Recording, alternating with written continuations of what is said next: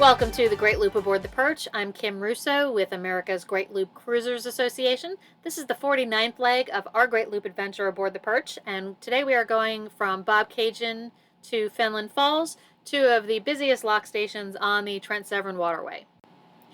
We set out about 8:30 a.m. and headed for the Bobcaygeon lock.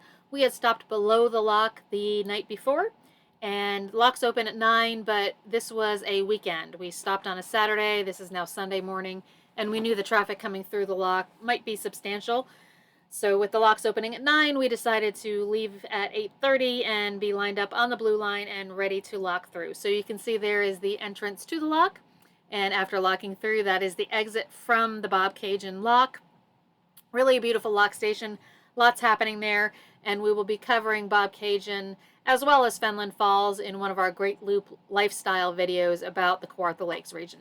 So as we continued on, not a whole lot of locks on this particular trip. We started the day locking through at Bobcaygeon, which is lock number 32 on the Trent-Severn, and we will end the day above the lock at lock 34 at Fenelon Falls. So we actually won't be going through lock 33, which seems a little bit odd, but lock 33 is actually on a side channel and takes you directly into a specific lake, which is not part of the Great Loop. So most loopers will not go through lock 33. You'll proceed directly from lock 32 in Bobcaygeon to lock 34 in Fenelon Falls.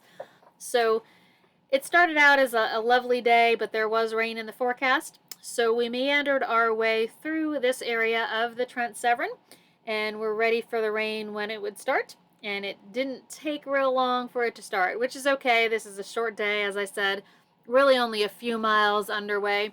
So when we did hit some rain, we knew we would be in port pretty soon, and that was just fine. So went through this area, had some rain. This is really the heart of cottage country, so there are lots of seaplanes in the area. And as we kind of made this turn to port and went through this narrow channel, this was kind of a eclectic kind of area. It was a narrow channel with houses on both sides, and that's one of them where you see all those signs and lots of different levels on their decking. And there was kind of a dome house there with a nice big boat parked below it on the hill.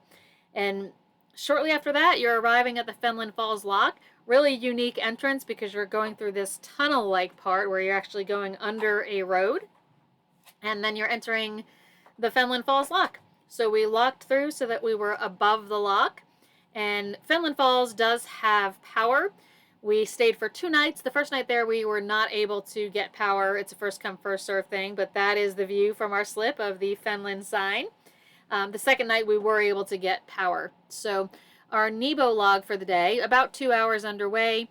We averaged 13 nautical miles. I'm sorry, our total distance was 13 nautical miles. We averaged 6.7 nautical miles per hour and topped out at 10.2. So there again is another look at our overall track. You see we started out that green rectangle there, waited on that first lock since we left early, and then worked our way through this short distance over to Fenelon Falls. We'll be back with our next leg soon. Thanks for watching.